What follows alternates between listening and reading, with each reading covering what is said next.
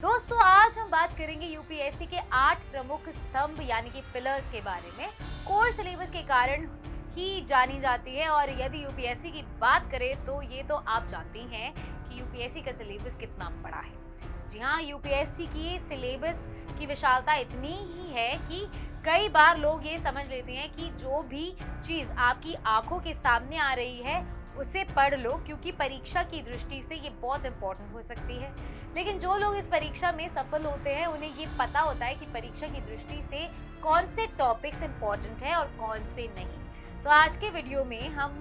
जानेंगे कि आखिर यूपीएससी के लिए आपको क्या पढ़ना चाहिए और कितना पढ़ना चाहिए।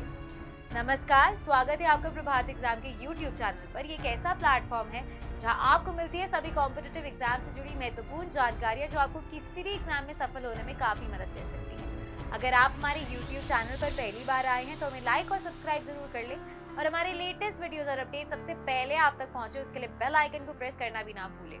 तो आइए शुरुआत करते हैं आज की वीडियो की, जो है यूपीएससी प्रीलिम्स के 8 पिलर्स। यूपीएससी की प्रीलिम्स परीक्षा 2 चरणों में आयोजित की जाती है। इन दोनों ही चरणों में अपीयर करना अनिवार्य होता है, लेकिन फाइनल सिलेक्शन लिस्ट सिर्फ पेपर 1 के आधार पर ही तैयार की जाती है। दोनों ही पेपर 2-2 अंकों के होते हैं। जहां पेपर 1 में 100 सवाल पूछे जाते हैं, वही पेपर 2 में 80 सवाल पूछे जाते हैं। इन दोनों ही पेपर में नेगेटिव मार्किंग भी अप्लाइड होती है और हर गलत जवाब के लिए 1/3 अंक भी काट लिए जाते हैं। अब इन दोनों पेपर्स को जरा डिटेल में समझते हैं। UPSC IAS prelims exam pattern general studies 1, राष्ट्रीय एवं अंतर्राष्ट्रीय महत्व की समसामयिक घटनाएं, भारत का इतिहास और भारतीय राष्ट्रीय आंदोलन, भारतीय और विश्व भूगोल, भारत और विश्व का भौतिक सामाजिक आर्थिक भूगोल, भारतीय राजनीति और शासन, संविधान, राजनीतिक व्यवस्था, पंचायती राज, सार्वजनिक नीति, अधिकार मुद्दे आदि, आर्थिक और सामाजिक विकास, सतत विकास, गरीबी, समावेशन, जनसंख्यिकी, सामाजिक क्षेत्र की पहल एटसेट्रा, पर्यावरण परिस्थितिकी, जैव विविधता और जलवायु परिवर्तन पर सामान्य मुद्दे जिनके लिए विषय विशेषज्ञता की आवश्यकता नहीं है, सामान्य विज्ञान general studies 2 GS2 CSAT, comprehension, interpersonal skills including your communication skills, logical reasoning and analytical ability, decision making and problem solving, general mental ability, basic numeracy, numbers and their relations, order of magnitude, etc., which is of class 10th level, data interpretation, charts, graphs, tables, data sufficiency, etc., class 10th level, UPSC prelim syllabus 2024 subject wise, भूगोल, सामान्य भूगोल, ब्रह्मांड, पृथ्वी का विकास, भू आकृति विज्ञान, पृथ्वी का आंतरिक भाग, भू विज्ञान और चट्टान प्रणाली, भू आकृतिक प्रक्रिया, भूकंप और ज्वालामुखी, महाद्वीपी और महासागरों का वितरण, भू आकृतियां और उनका विकास, दुनिया भर से भू आकृतियां, समुद्र शास्त्र, हाइड्रोस्फीयर, पनडुब्बी राहत सुविधाएं, तापमान एवं लवणता, लहरें, महासागर, धाराएं, ज्वार,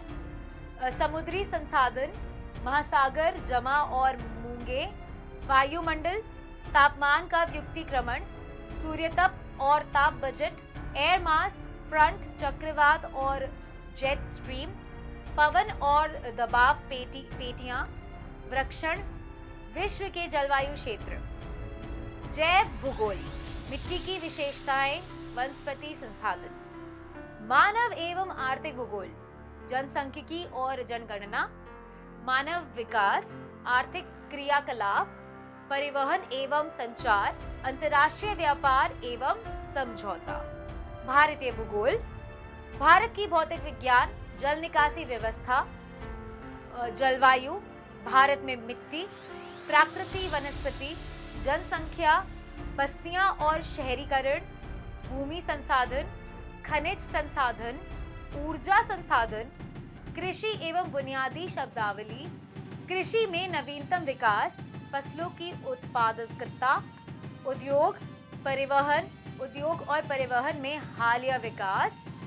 विश्व क्षेत्रीय भूगोल इतिहास, प्राचीन इतिहास, प्रौद्योगिकी हास्य काल, सिंधु घाटी सभ्यता, ऋग्वैदिक काल, उत्तर वैदिक काल, जैन धर्म, बुद्ध धर्म, महाजनपद, मौर्य साम्राज्य, मौर्योत्तर काल, गुप्त काल, हर्षवर्धन काल, संगम काल, दक्षिण भारतीय राजवंश, मध्यकालीन इतिहास, प्रसिद्ध प्रारंभिक मध्यकालीन भारतीय राजवंश, पल्लव, प्रतिहार, चालुक्य, राष्ट्रकूट, चोल और दक्षिण भारतीय साम्राज्य, प्रारंभिक मुस्लिम आक्रमण, दिल्ली सल्तनत, अफगान, राजपूत और मुगल, उत्तर भारतीय साम्राज्य की स्थापना, मुगल साम्राज्य, मराठा और अन्य भारतीय राज्य, मुगल साम्राज्य का पतन, विजयनगर साम्राज्य, आधुनिक इतिहास, यूरोपियनों का आगमन, ब्रिटिश विस्तार, 1857 से पहले का प्रशासन, अंग्रेजों की आर्थिक नीतियां, ब्रिटिश प्रशासन का प्रभाव, 1857 का विद्रोह, 1857 के बाद प्रशासनिक परिवर्तन, सिविल सेवाओं का विकास, शिक्षा का विकास, प्रेस का विकास, सामाजिक धार्मिक सुधार, किसान आंदोलन, क्रांतिकारी राष्ट्रवाद, भारतीय राष्ट्रीय आंदोलन 1 यानी कि 1905 से लेकर 1918, भारतीय राष्ट्रीय आंदोलन 2 यानी कि 1918 से लेकर 1929, भारतीय राष्ट्रीय आंदोलन 3 यानी कि 1930 से लेकर 1947, भारत के गवर्नर जनरल और वाइसरॉय, भारतीय का संवैधानिक विकास, कला और संस्कृति, वास्तुकला, मूर्ति, पेंटिंग, मिट्टी के बर्तनों की परंपरा, न्यूमिज्मेटिक्स, प्रदर्शन कला, नृत्य, संगीत, रंगमंच, मार्शल आर्ट, धर्म और साहित्य, राष्ट्रीय एवं क्षेत्रीय त्योहार, पर्यावरण एवं पारिस्थितिकी, जीवन रूपों की उत्पत्ति, पारिस्थितिकी की बुनियादी अवधारणाएं, पारिस्थितिकी की तंत्र के कार्य, जनसंख्या पारिस्थितिकी, प्रजातियों और अंतःक्रियाओं का अनुकूलन, स्थलीय पारिस्थितिकी तंत्र, जलीय पारिस्थितिकी तंत्र, पोषक तत्वों का आवर्तन, जैव विविधता,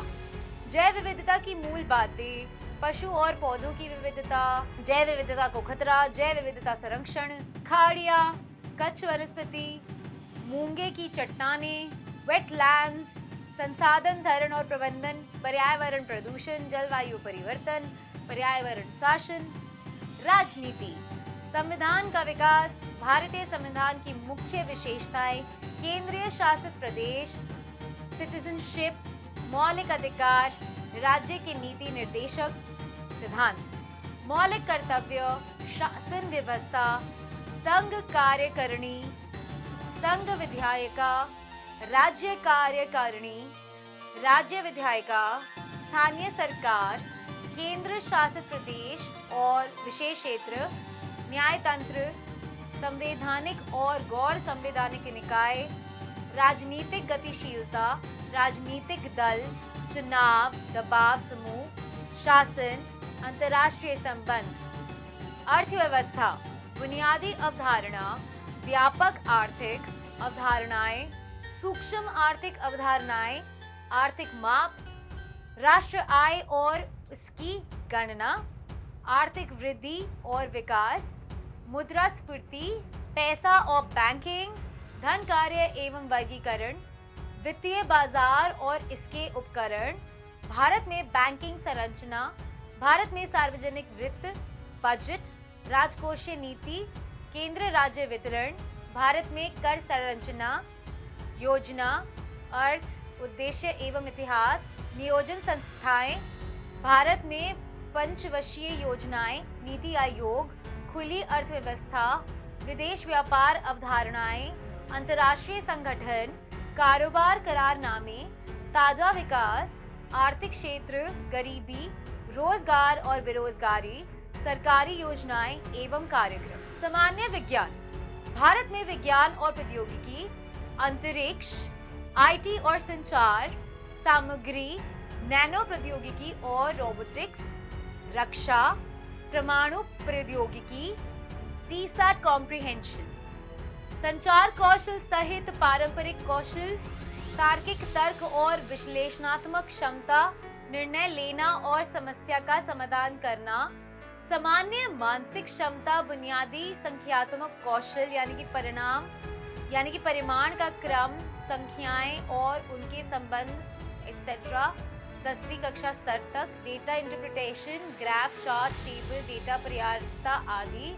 कक्षा 10 स्तर तक। तो अगर आपको हमारा ये वीडियो पसंद आया है, इसे अपने दोस्तों के साथ जरूर शेयर करें और अगर आपके पास हमारे लिए कोई भी सवाल है उसे कमेंट सेक्शन में लिखकर हमें जरूर बताएं। जल्दी आपसे फिर मुलाकात होगी एक नए टॉपिक पर एक नए वीडियो के साथ। देखते रहिए प्रभात एग्जाम्स। नमस्कार।